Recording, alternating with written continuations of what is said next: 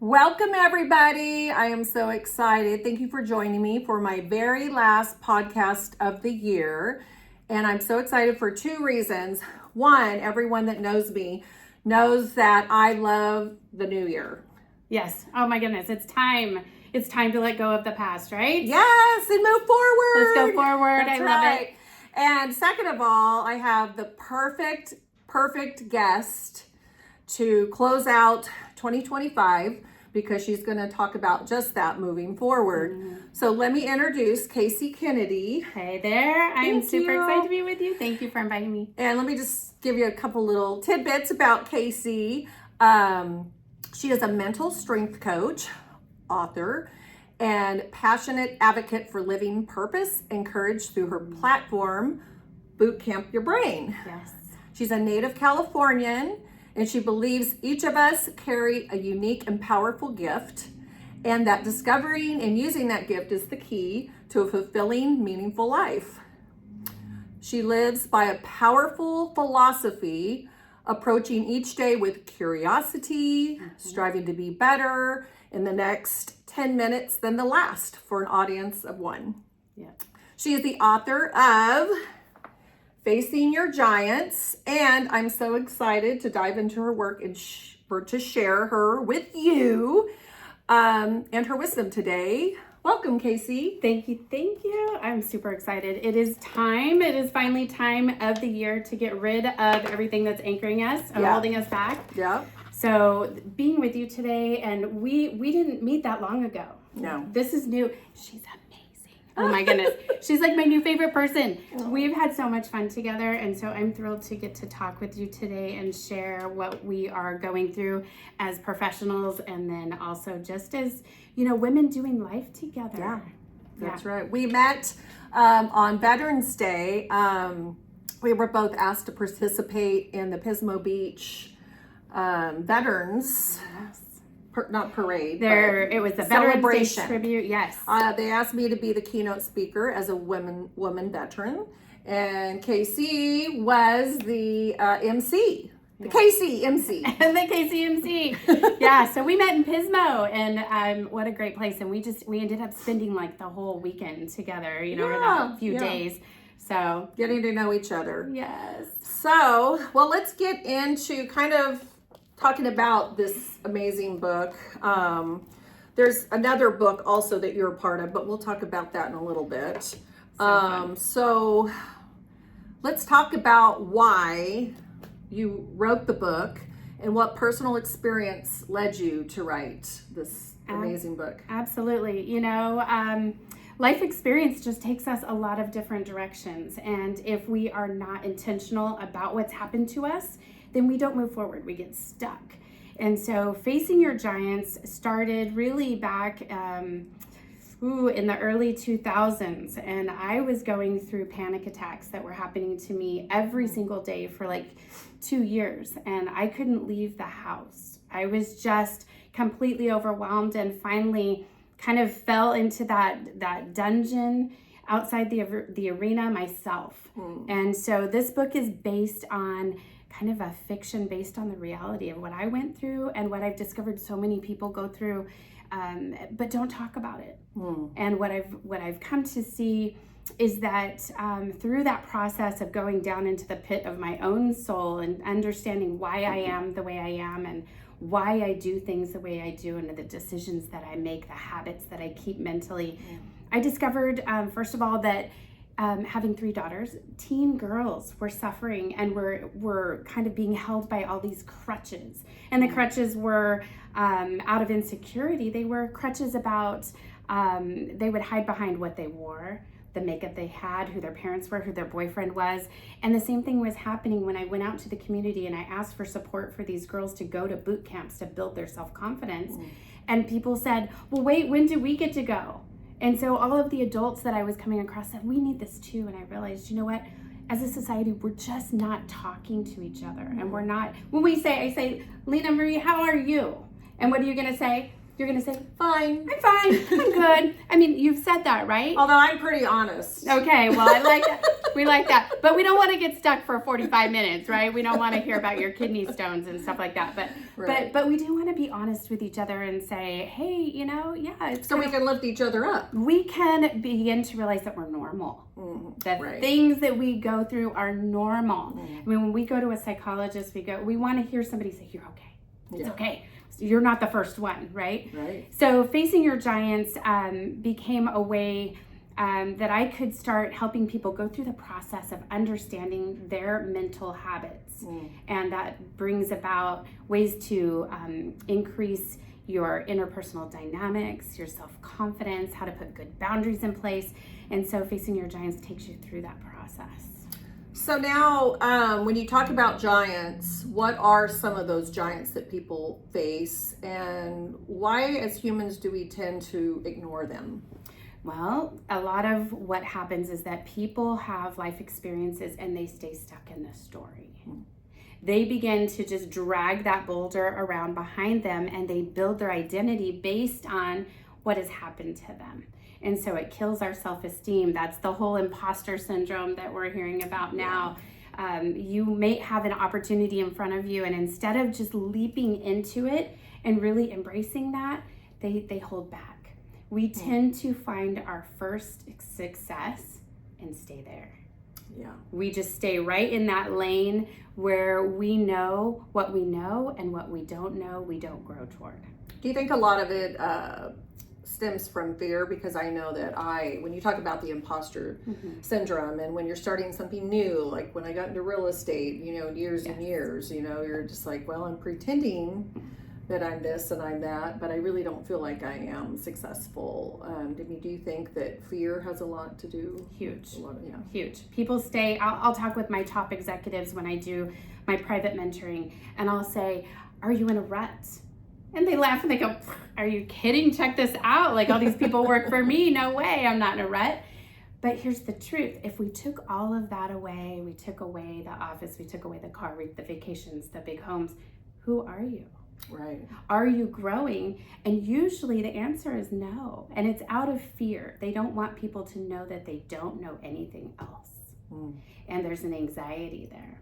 And so all of that is an underlying crack in the foundation of who you are, the decisions you make, how you treat other people, and whether you seize the opportunity to move forward in your life.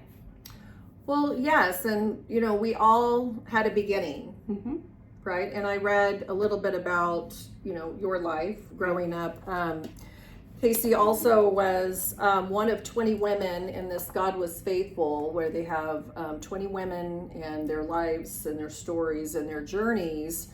And so I got to read and learn a little bit more about you and your upbringings. And I know even with my own upbringing, that little child does peek up every once in a while and kind of, might ruin my day if I sit back and stew on that. Do you think a lot of what people go through, maybe they don't, with their childhoods, maybe they don't come to terms with it, so it just keeps perking back up? Yes, absolutely. A lot of what I find is that we need to actually take a step back and go lay in the grass and stare at the clouds for a while. Do you remember doing that as a kid? Yeah. Why don't we do that anymore? Do you remember when summer lasted forever? It's because we watching the fireflies. Yes, we're making images out of the clouds. And I like to take you back to that place because that's when your imagination was free. That's when you had the ability to really dream and to take in information. How much do you learn when you're a child compared to what you learn as an adult? Yeah. It's devastating. Because I think we're more guarded when we're adults too, unless you are healthy and you do the things that you teach individuals. Yes, you have to do the work, and I really encourage people to go back and hug that little kid and talk to that kid and say, God, what did you want out of life? What did you think was possible? I wanted to be president, an astronaut, and a genetic physicist. So, none of those happened, but Now, what if you come to somebody, and I dealt with this for years in my life, like even through, my first marriage, where I just, because of the way I grew up, I just didn't feel like worthy of being able to have something so much better. Right. Do you run into people that have roadblocks there? Yes. Or you have to get past that? Absolutely. And a lot of that goes back to your childhood and the experiences that you had. So both of my parents, in this first book, God Was Faithful, I shared the story that both of my parents were traumatic brain injury survivors, 30 years apart. So Dad when I was 8 and Mom when my daughter was 8. And you just sit there and you think, how twice in a lifetime is this even possible? And I look at the experiences that I had, but what has made me strong is going back and looking at every one of those experiences that brought me to this place and pulling out of it what made me strong. And so you have to realize, like, you've made it this far. Right. Like, you are amazing. Just like the fingerprints that you have and your eyes, we can identify you by your eyes. You have something unique about you that's different than the entire world. And if we don't take the time to understand what that is about us, the whole world misses out. And realize that with what you went through in your childhood is, your makeup. Yes. And how you communicate and Yes. how you deal with problems and all those things. Yes. So it's not a bad thing. No, you can't ignore your past. No, you can't. You can't. And I'm going to give a link to Lena Marie where you can go to my website, and there's a worksheet that you can download, because I'm a big proponent of, you've got to dump it out of your head. You have to begin to look at these things. You can't hide from them, because if you try to hide your bad mood, eventually throughout the day it's going to come forward. So whatever's in full force. Yes, and you end up hurting people. So, or running over them in traffic, right? So if you go back, you will look at, in this worksheet, you will look at the rocks in the river that have brought you to this shore. So if you look across to across the river to that shore, that's the earliest memory that you have. And then each rock that you identify that you stepped on to get across to this side of the river, those are the pivotal moments that shaped you. But if you don't take the time to go back and go, oh, that was painful and that was so ugly, but how did you grow? How did you get to the next rock? And what was that you now take for granted? Yes. Like, you forget how amazing you are. We're not good personal cheerleaders. We do not cheer ourselves on. Very critical. Yes. I'm very critical of myself. Yeah. So it's really important to look back and to realize that the things in your life happen for a reason, and they all become part of your strengths. And we need to share those strengths with each other. Yeah. So I worked with CASA all last year, court-appointed special advocates, and this is an amazing team of professionals that are encouraging advocates that are helping kids that are in the foster system. Now, I went in, I played brain games with them once a month, and we worked on our core strength and our thinking habits. And they had a workbook they got to go through, and they got to see that everything has brought them to this point in their life, and that without one person on that team having done the work, we have a weak link. And so, but with everybody in full force of what they are created to do and knowing what their skill set is, we're stronger. That's amazing. Then we can be, then we can be more compassionate with each other, and we can be more patient. And they need that because they're in a very challenging spot, obviously. Yes. Yeah. And the one example, we look at, and this happens in every area of our society, but let's look at a foster child. And we won't go into the details of some of what can happen in that situation and things that aren't reported. But let's picture for an instant a child that is kind of just pushed aside. Go play. Go in your room. Don't bother me. Yeah, don't bother me. Yeah. I have things to do. Now, what if that little person that was not mentored and was not encouraged actually had the capacity to cure cancer? But we smushed them. That's right. So all of us as adults, we have the same work to do. We have to find our greatness and we have to bring it forward. And if you know who you are, the world can't tell you who you can become. Think about that. Yeah.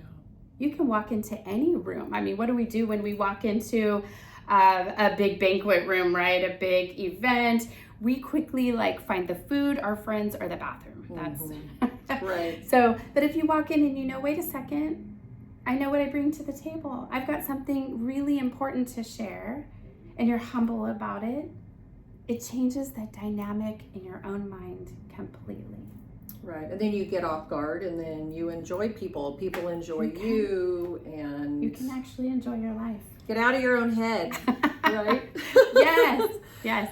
So as a mental strength coach, what is the biggest mindset shift people must make to build real grit and confidence, and then not just temporary motivation? So how can you get people to, because it's easy, especially the new year, everyone makes resolutions, which I'm not a big fan of making resolutions. I mean, I make goals and then I make guidelines on how I'm going to I kind of build on that. But it's really hard. People make, I'm going to lose 20 pounds, and they start on January 1st. Well, usually January 2nd, they go to the gym. And by the 15th, it's like, out.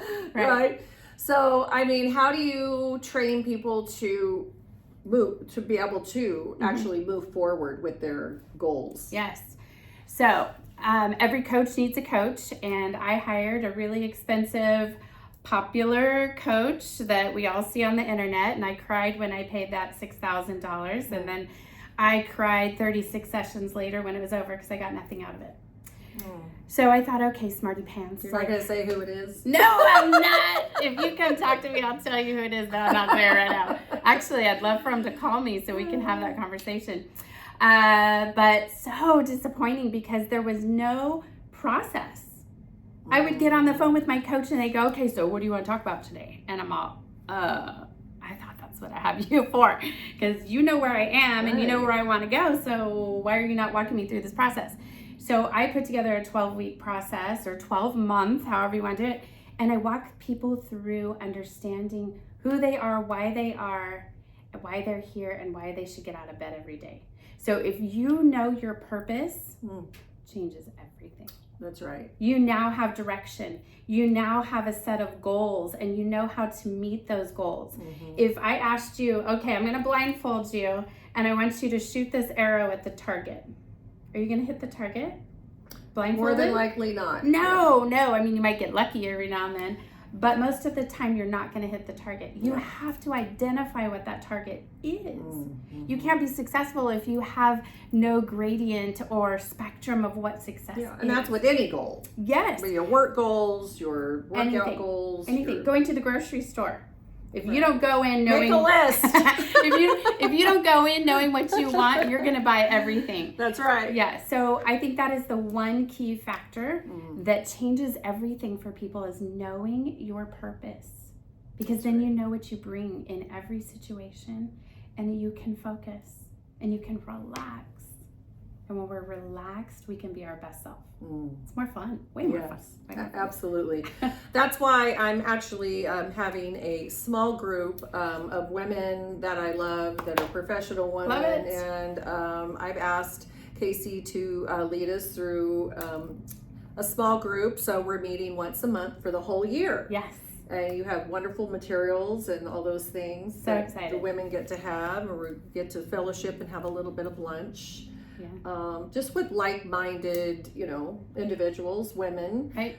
Women, I mean, men face problems as well, but this is... We care about those guys too, yes. Yes, we do, but this is a women group, and you know what, honestly, it's probably more for myself, because I've always wanted to do this, but not lead it. But I just think it's a beautiful time to bring, some friends together, or work colleagues that I feel are in the same space. And to grow together, right? And just to build that bond and that ability to be vulnerable. That's when we heal each other. You have to be. Yeah. You can't walk around just closed up all the time and not have that circle of friends that you can trust. That's right. So what happens at boot camp and lashes stays at boot camp. Stays there, Yeah, we don't talk about that. So absolutely, I'm excited to work with you in that group. And I'm really excited about it as well. And And everyone that came to my Christmas party, we had it at the Harmony House. So we're actually going to So meet at the Harmony House a couple of times. So that'll be special. And everyone knows I love to curate socials and all those She's things. a great party person. Oh my goodness. So, and the Harmony House is spectacular. It's just so divine. I just love it. I love It Gina, and she's obviously going to be part of the group, and there's some amazing women. Yeah. So thank you Yes. for working with me on that. That's great. So let's talk about someone out there. If they feel stuck or overwhelmed right now, what's just one small step that someone could take to, be able to take another step and another step? Right. Stay present. Don't get so far ahead of yourself. Oh my gosh, so many people that I talk to are living in the what ifs. Right? Well, if I do this, what if? And we chess match it. Do you chess match? I do.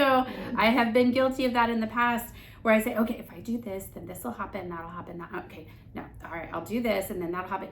And you live too far ahead of yourself. That's where anxiety happens. That's where depression happens. You're worrying about something you shouldn't even really worry about because you haven't even done it yet. It's not. What if it doesn't even happen? I mean, we've heard the little quote, that says, well, I'm afraid to jump. What if I fail? What if I fall? Well, baby, what if you fly? Right. Like, you have no idea what's possible.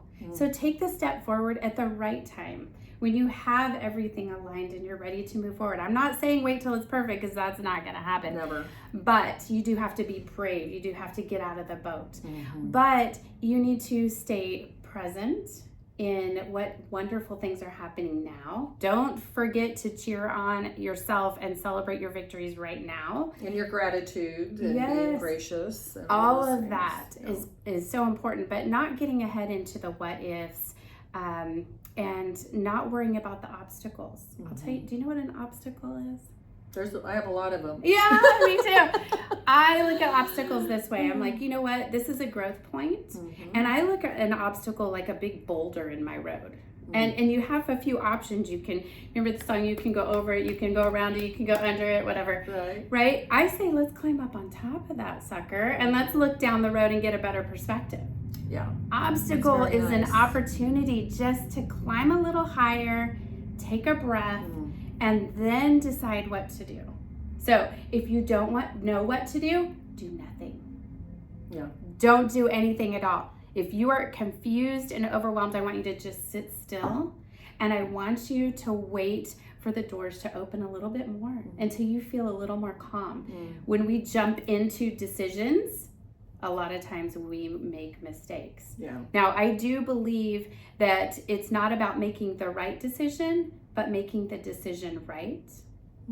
So, okay. Very insightful. You decide to leap, right? Here's the thing. You're going to leap, and then you're going to make it work. You are going to bring all of the opportunities together to make that path work for you. But you're also not going to be afraid to fail. Yeah. Because that's such a wonderful time to go, okay, self-check, that didn't work at all. Right. I'm going to try again. But staying present enough, not in the past. We're not living in our mistakes. We're taking our growth from that and how we became stronger, moving forward and letting that go. Right? We're not going to drag that boulder, right? And once we get over that obstacle, we're going to move forward. Okay, so just staying very present, I think, is one of the most important things that we could do. When you talk about taking chances, like, obviously, my main gig is real estate, but, I love design. I love all the things, I love all the pretty things. Society. Well, I love ugly things too. But, this podcast, for instance, and, I just started it this year, and, it's a little scary. It is. Because I told you when you came on, I don't ever edit or do any of these things because I want it to be really real and raw. And so, but it, it was a little fearful at first. I'm like, and I had goals of doing like twice a month, and I really didn't do that. But you know what? I'm okay with it because I feel like I've enjoyed everyone that, that I've interviewed or spoke to. I love people, and I love celebrating what, people's successes and all those things. So you just gotta do it. And you come across so many fascinating people. And if you don't have this conversation, we just pass each other going down the road. We see each other at events and hi, how are you? Fine, great. Right. And we never get to have these great conversations. And there's so many beautiful people, in our society that have what we don't have. Absolutely. And that's how cool and is I want to know about it. Yeah. Right? I feel that way when I meet someone new. I'm like, okay, give it to me. Like, what do you have that I don't have? Like, I want to know. Or even the professionals that come in here. I have lenders and, title people. And, those are all things that are helpful that maybe sometimes I don't know or you don't know. Or, I always want to provide little bits of tidbits of knowledge to people that may come upon the podcast. Yes, and I was going to say this when we were talking about lashes and our group that's coming up. That's one thing that's really, really important for me whenever I do a seminar or I do private mentoring. Like, I don't want you to leave guessing what we talked about. Yeah. I want you to leave with tools, and I want you to have already tried them before you leave. And that's the fun part about getting to know people is that everybody's got something to teach us. That's right. And that's why I'm saying, like, we have to encourage each other. If we don't do that, we miss out on that person that could have changed our entire perspective. Yeah. On ourselves. And I think that's why everybody that was invited to the group for this first group, it was somebody that, woman that I respect, and I know that they have so much to offer. Right. To the group. Yeah. Because like you said, we're there to learn from you, but also each other. And I just love the name. I would have never thought lashes, and everybody knows that my lashes are my superpower. And so when Casey said, let's name the group Lashes, and I'm like, oh my God, that's like perfect. It's so fun. I love it. It's so fun. And you know what? And I really look forward to seeing what everybody brings to the table. It's not so much what I have to teach. Everything that I teach just opens doors for you to begin to see yourself differently. My job is to see your potential and like pull it out and show it to you and go, this is how amazing you are. Did you know? Yeah. And I do professional photography as well, and it ties into all of the work that I do, because when people get in front of my camera, they're bashful. And they're like, okay, I don't know what to do. Because it's not natural for a lot of people. No, and I said, I just want you to be you. Yeah. And just have a good time with me, and I will tell you everything you need to do. And by the end, I show their picture, and they're in tears.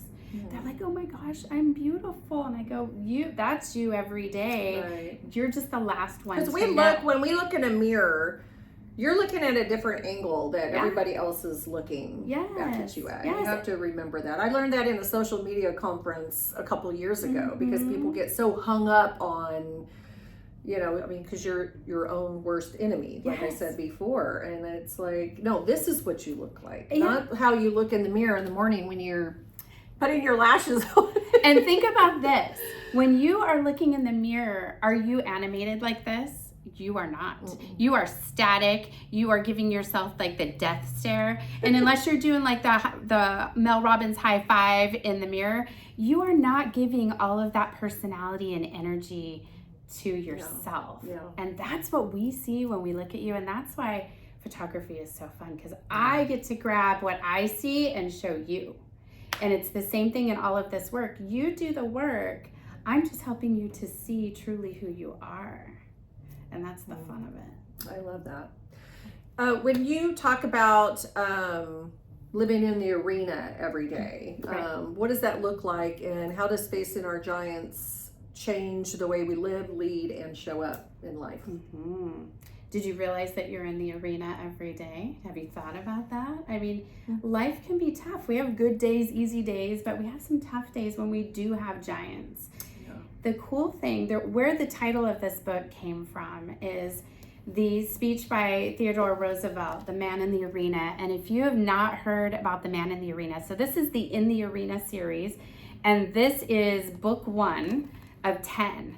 And so this just starts in the pit of your soul, in the dungeon, before you even address the giants. Yeah? You need to know who you are before you address your giants. So it goes deep into who you are. Yes. So you're going to read a story, And my hope is that you become the character and you can identify with what's happening to this character. And then as you go deeper into the book, I help you identify why you reacted the way you did in that dungeon and what you're thinking about the giant ahead.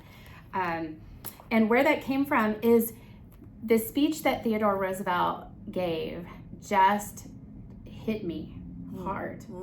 And he said, and this is a kind of a summary of it, but basically, the man or woman that is in the arena, down in the dust, in the dirt, covered with sweat and blood, is the only one that gets an opinion about what you're going through.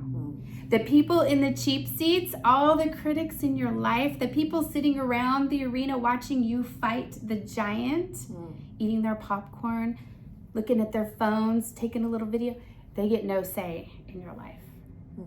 And so this is about figuring out who you are, what your strengths are, and blocking out the garbage of what people are saying you're capable of. Because they have no idea. They have not walked in your shoes, and they don't know the silent battles that you fought.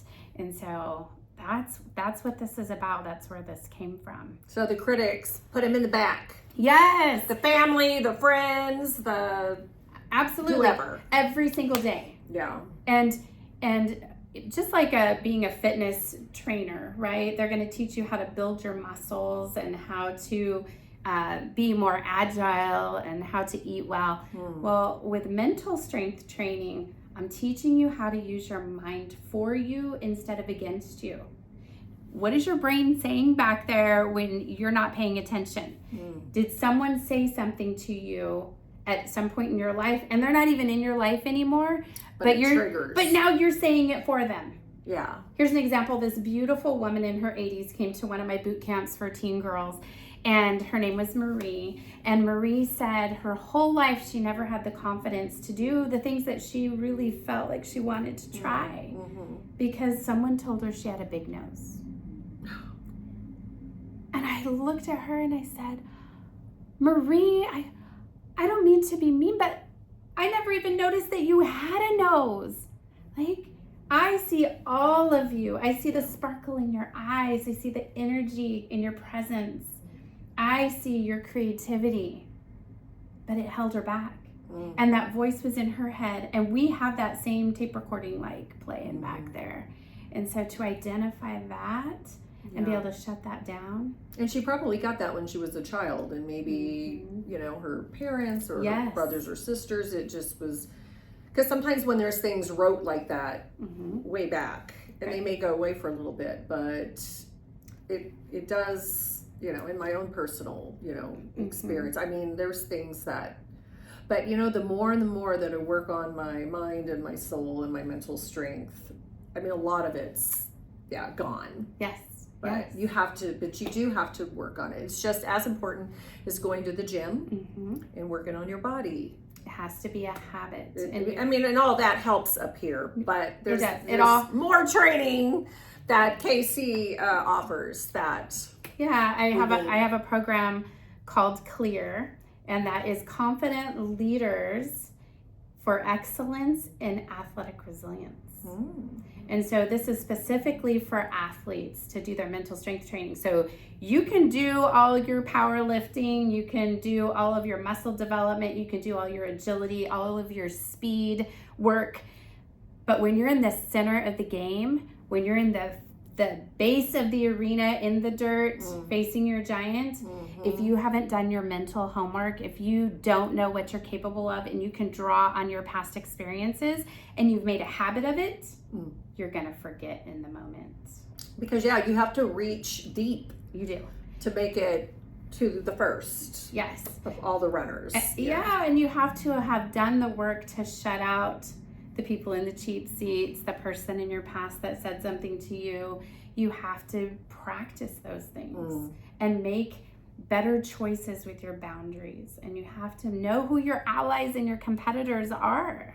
Is that what your Unbreakable is about? Yes. So Unbreakable is this goes back to that coach that I had that didn't do anything for me. And so I put together this 12 this 12-week, 12-phase, 12-month, however you want to do it, program looks like this. And so there are 12 specific steps that we take. You have a workbook, and I add in pieces to that workbook depending on what you and I are discussing. So it's very fluid. Depending on what you're facing in your life, we might go a little deeper in one area. But I'm not your shrink, and I'm not your life coach. So I don't want your 3 a.m. phone call, and I don't want to hear your problems. I want to take you, I want to identify what those problems may have been, and I want to grab the good stuff out of it, and then I want to go forward.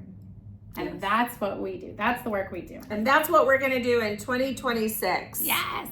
Yes, absolutely. So Casey and I are going to do a cheers to 2026 and a fabulous new year. And I'm so excited to even stretch further and with your help at our new group. And I would recommend that anybody out there that needs a little stretching in your mental area, this is your girl right here. Cheers to you, cheers Casey. to the best yet. To the best Absolutely. yet. Thank you. Cheers. Thank you.